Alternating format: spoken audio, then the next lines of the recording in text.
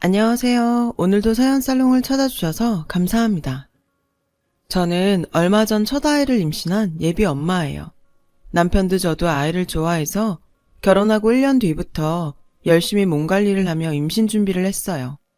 그런 노력에도 불구하고 연이어 3번이나 실패를 해서 속상했었는데 드디어 임신이 되었지 뭐예요. 남편은 절대 안정이 필요하다며 육아휴직을 신청하라고 했어요. 말이 쉽지 직장생활 하면서 구미에 맞게 육아휴직 쓰는 게 어디 쉽나요? 덜컥 휴직 신청했다가 그대로 경력 단절이 되어버릴 수도 있으니까요. 하지만 저는 그럴 걱정은 없었어요.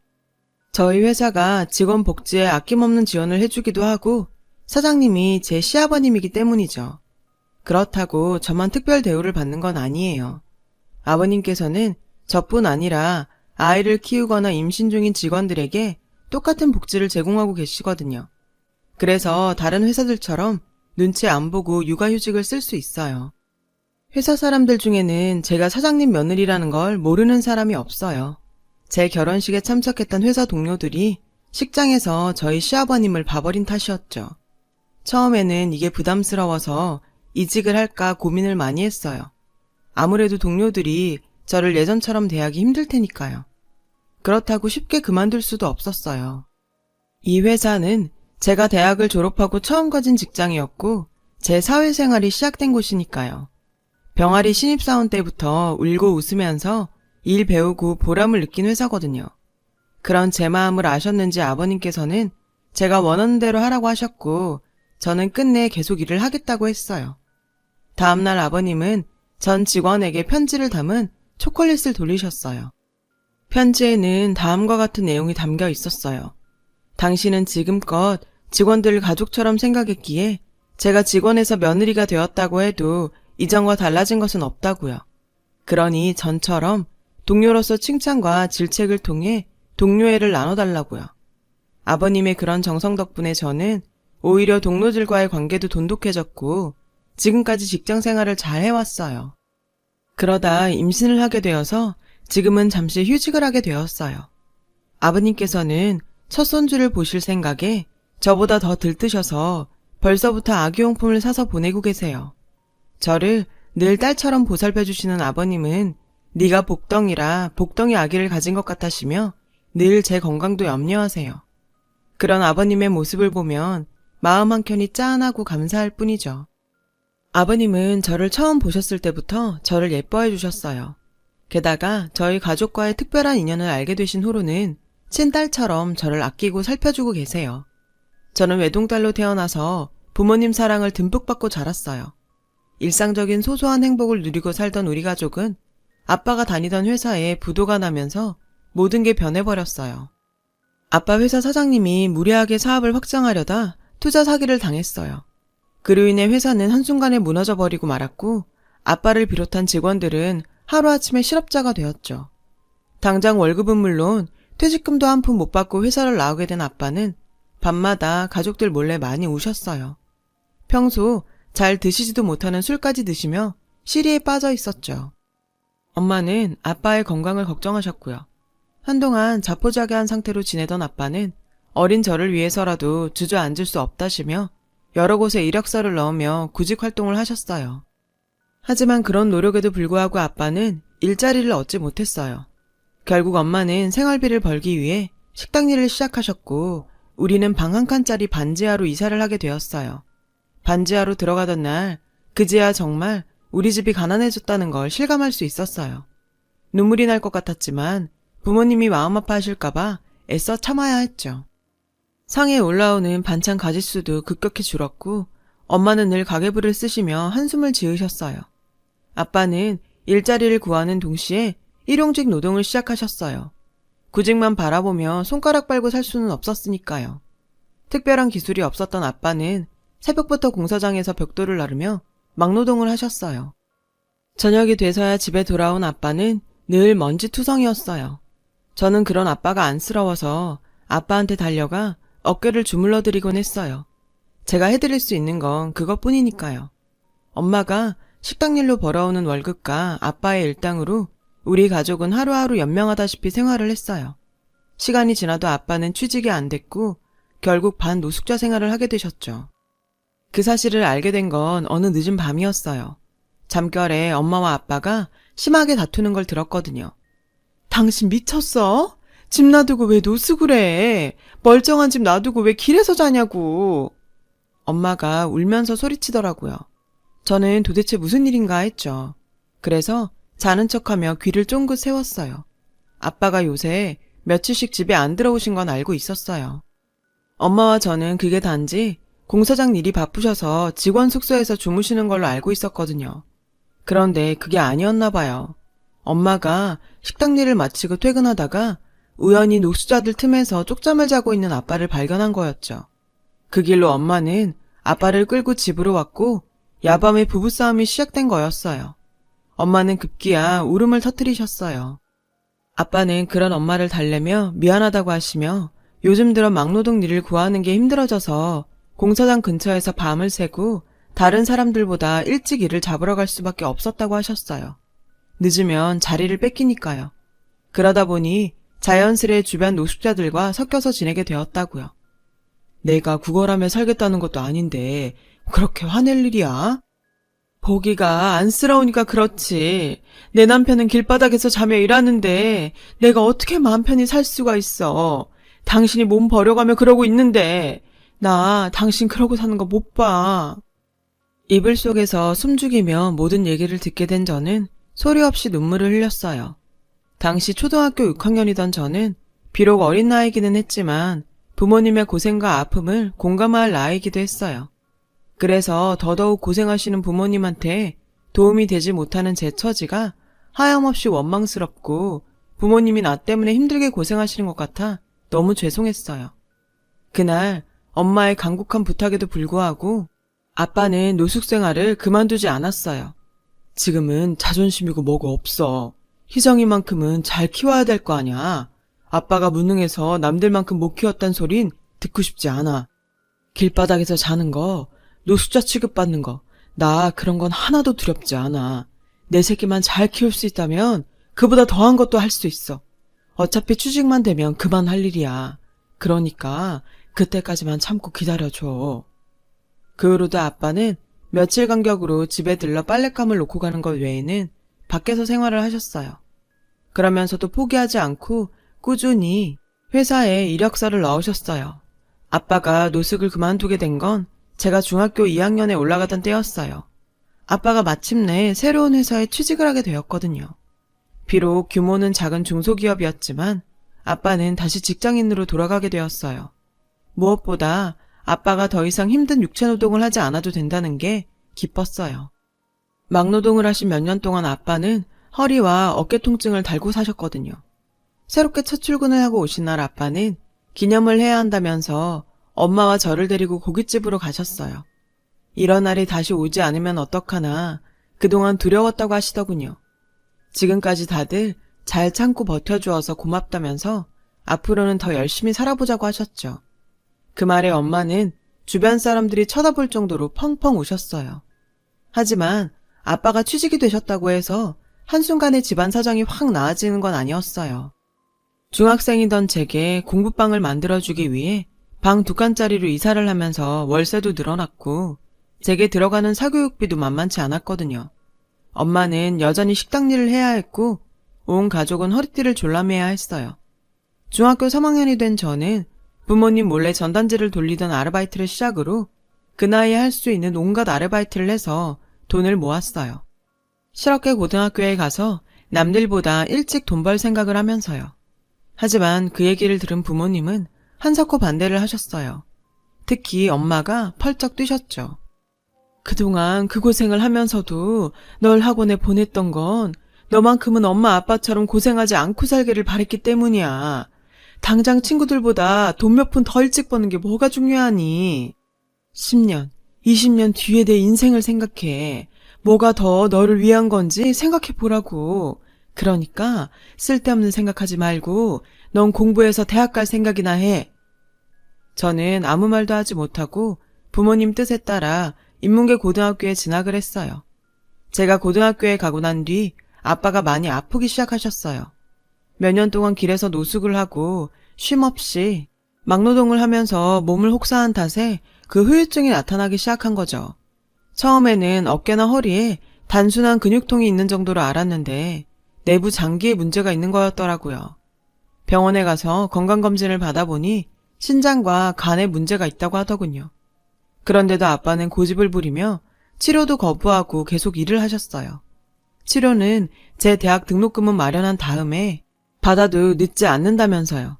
게다가 수당 때문에 야근도 불사하셨죠. 엄마랑 제가 아무리 뜯어말려도 소용이 없었어요.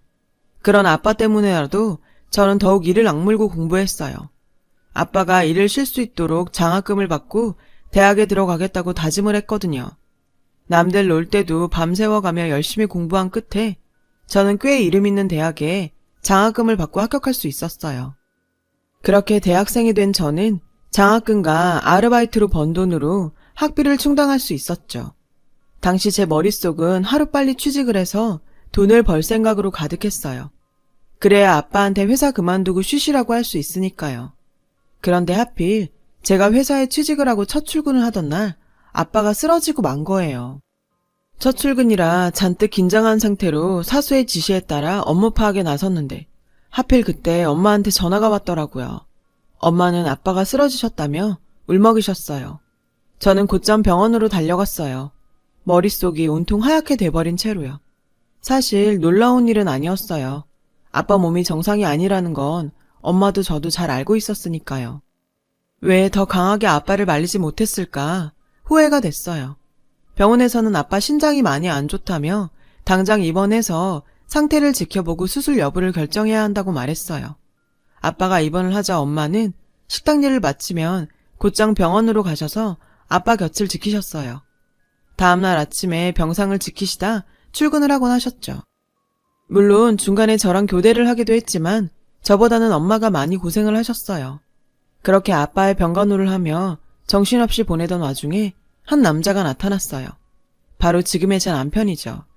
남편은 아버님 회사에서 평사원으로 경험을 쌓고 있던 상태였어요. 남편이 사장 아들인 건 알고 있었어요. 이미 남편에 대한 소문은 회사에 퍼져 있었거든요. 남편과 저는 팀원으로 함께 프로젝트를 진행했어요. 남편은 그때부터 제게 호감을 보이며 적극적으로 대시했어요. 하지만 제게 연애는 사치였기에 외면해야 했어요. 그런데도 남편은 끊임없이 구애를 해왔어요. 하는 수 없이 저는 제 가정사까지 얘기할 수밖에 없었죠. 저는 지금 연애할 상황이 못 돼요. 우리 아빠부터 살려야 돼요. 우리 아빠 저 공부시키느라고 몸이 부서져라 일하셨거든요. 그 바람에 지금은 병원에 누워 계세요. 제가 지금 누구를 만나고 할 상황이 못 된단 말이에요. 무슨 사정이 있을 거라고 생각했어요. 그렇게 열심히 일하는 직원은 본 적이 없으니까요. 어떤 상황이든 서로 의지하면 더 힘이 되잖아요. 같이 이겨내요, 우리. 남편의 진심 어린 구애에 결국 저는 그 마음을 받아들이기로 했어요. 남편과의 연애는 그렇게 시작되었어요. 남편은 늘 자신이 데이트 비용을 부담하려고 했어요. 그럴 때마다 미안하기도 하고 한편으론 고맙기도 했죠. 그래서 종종 돈을 모아 선물을 하기도 했는데 사실 그래봐야 소박하고 초라한 것들 뿐이었죠. 그런데도 남편은 그런 선물에 감동하며 기뻐해 주었어요. 혹여 제가 상처받지 않도록 배려하는 남편의 그런 모습에 늘 고마웠죠. 한 번은 이런 일도 있었어요. 남편이 저 몰래 저희 부모님을 찾아가 인사를 드리고는 몰래 밀린 병원비를 냈더라고요. 나중에 그 사실을 안 저는 그딴 동정 필요 없다고 소리를 치며 화를 냈어요. 남편은 차분한 목소리로 그러더군요. 잠깐 만나고 헤어질 사이였다면 나도 모른 척 했을 거야. 하지만 난 너랑 미래를 함께 할 생각이고 그러니까 내 부모님 일은 내일이기도 해. 그날 이후 남편은 기다렸다는 듯이 제게 결혼 얘기를 자주 꺼냈어요. 알고 보니 병원비를 대신 내주던 그때 이미 저희 부모님을 만나 뵙고 저와 결혼하고 싶다는 얘기를 했다더군요. 남편은 얼마 뒤 아버님 회사를 나갔어요. 그리고는 자신의 능력으로 다른 기업에 입사했어요. 업계에서 꽤 알아주는 곳이어서 연봉도 높고 직원 복지도 좋은 곳이었죠. 그 회사로 이직을 하자마자 남편은 제게 청혼을 했어요. 저는 아빠 때문에 망설여지기는 했지만 그래도 경제력이 어느 정도 갖춰졌다고 생각해 승낙했어요. 솔직히 남편을 놓치기 싫었거든요. 남편은 이미 저희 부모님을 뵙고 인사를 드린 뒤라 상견례 전에 먼저 예비시댁에 인사를 갔어요. 제 입장에선 사장님 부부를 뵙는 거였죠. 지금껏 그렇게 긴장한 건 처음이었어요. 사장님 부부는 저를 반겨주셨어요. 말씀 한마디 한마디가 따뜻하더라고요. 남편의 선한 마음씨가 어디서 나온 건지 한 번에 알 수 있었죠. 남편이 미리 저희 집 사정을 말씀드린 것 같았어요. 어머님께서 첫 만남에 제게 이제 그만 걱정은 내려놓고 남편 사랑받으며 편히 살라고 하시더라고요. 충분히 행복할 자격이 있다면서요. 예비 시어머니의 말씀에 저는 뭉클해서 하마터면 눈물이 날 뻔했지 뭐예요. 내가 무슨 복으로 이런 분들을 시부모로 만나게 되었나 싶었어요. 그렇게 인사를 드리고 상견례 날짜를 잡았어요. 아빠 몸 상태를 고려해서 상견례장은 병원 근처 한 식당으로 잡았어요. 다행히 아빠는 병원에 몇 시간 외출 허가를 받고 나올 수 있었어요. 남편과 시부모님은 먼저 도착해 있었고 저랑 엄마는 아빠를 휠체어에 태우고 룸으로 들어갔어요. 시부모님께서 반갑게 맞아주셨어요. 엄마랑 어머님이 인사를 나누는 동안 저는 아버님 쪽으로 휠체어를 끌고 가 아빠와 아버님을 소개시켜 드렸어요. 그런데 저희 아빠를 본 아버님 얼굴이 갑자기 굳어버리지 뭐예요. 그 모습에 덩달아 저희 아빠도 표정이 굳으셨어요. 그런데 그 순간 갑자기 아버님께서 무릎을 꿇고는 저희 아빠 손을 잡았어요. 그리고는 소리내 펑펑 울기 시작했어요. 그 바람에 그 자리에 있던 모든 사람들은 당황할 수밖에 없었죠. 아버님은 한참을 우시더니 고개를 들고는 저희 아빠한테 그러시는 거예요. 형님, 저 기억 안 나요? 저 정수예요, 정수. 형님이 살아야 된다고 뺨까지 때려가면 살렸던 정수라고요. 그 말을 들으신 아빠는 잠시 생각을 하시더니 눈을 크게 뜨셨어요. 아니, 정말 정수야? 네가 정수 맞아? 그리고는 아버님을 끌어안고는 함께 울기 시작하셨어요. 손을 맞잡고 우시는 두 분을 보던 저희는 모두 당황했고 두 분을 진정시킨 후에야 사정을 들을 수 있었어요. 아빠와 아버님은 오래전 길바닥에서 만났던 사이라고 하셨어요. 아빠가 노숙자들 곁에서 자며 막노동을 하던 시절이었죠. 그때 아버님은 주식 투자에 실패한 뒤 제 남편과 어머님을 시골 처가로 보내곤 서울에 혼자 남아 계셨다고 했어요. 어머님한테는 일을 구한다고 거짓말을 하시곤 노숙자 생활을 하셨던 거죠.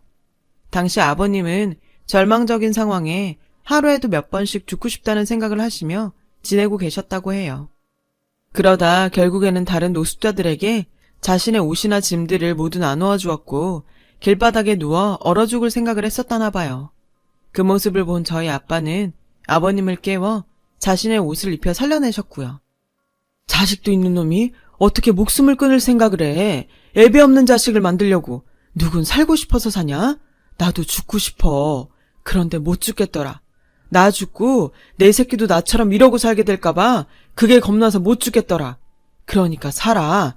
살아서 내 자식이 대학 가고 결혼해서 아들 딸 낳고 사는 것까지 다 지켜보고 그러고 죽어. 그때 가선 죽으래도 죽기 싫어질 테니까. 저희 아빠의 말에 아버님은 삶의 의지를 다지셨고 저희 아빠와 함께 막노동을 하시면서 돈을 모으셨다더군요. 그리고 몇 년 뒤 남편이 고등학교를 졸업할 무렵에 지금의 회사를 세우셔서 지금까지 회사를 키워오셨다고요. 형님 아니었으면 난 진작에 죽었소. 그런데 형님은 왜 이렇게 되신 겁니까? 왜 이렇게 아프시냐고요? 두 아버지의 이야기를 들은 가족들은 모두 눈물을 흘렸어요. 어려웠던 지난날이 떠올라 울었고 그 시절을 아버지란 이름으로 힘겹게 버텨야 했던 두 분이 가여워 울었어요. 한참을 울먹이던 어머님은 눈물을 닦으시며 이러셨어요. 사돈어른 감사합니다. 하마터면 우리 애 저 혼자 키울 뻔한 걸 사돈께서 막아주셨네요. 대신 우리 며느리는 제가 감사하는 마음으로 아끼며 보살피겠습니다. 그동안 고생 많으셨는데 이제 아무 걱정 마시고 병마와 싸워주세요. 병원비는 걱정 마시고요. 제 남편 살려주신 생명의 은인인데 저희가 그 정도는 해야 하지 않겠습니까? 그러니 꼭 회차하셔야 합니다. 그날 이후 아버님은 매일 저희 아빠가 입원해 있던 병원에 찾아오셨어요. 두 분은 도란도란 지난날의 얘기도 나누시고 가끔은 자식들 자랑도 하시면서 회포를 풀고는 하셨죠. 아빠는 그 후로도 2번의 수술을 거친 뒤에야 많이 회복이 되셨어요. 그리고 지금은 통원 치료를 하고 계시죠. 저의 아빠와 아버님은 사돈이 아니라 형님 아우 하시면서 여전히 잘 지내고 계세요. 제가 임신을 하자 2 아버님은 손주 볼날을 손꼽아 기다리고 계세요. 고생 끝에 낙이 온다고 하죠. 끝이 보이지 않는 시련 속에서 허우적대며 살았던 저와 부모님은 요즘 들어 그 말을 뼈저리게 실감하고 있답니다. 지금까지 제 사연을 들어주셔서 감사합니다. 힘든 시기에 좋은 생각 많이 하시고 하루하루 행복하세요. 여러분, 사연 댓글에 응원과 현명한 조언 부탁드려요. 좋아요와 구독은 저에게 큰 힘이 됩니다. 오늘도 좋은 일 가득하세요.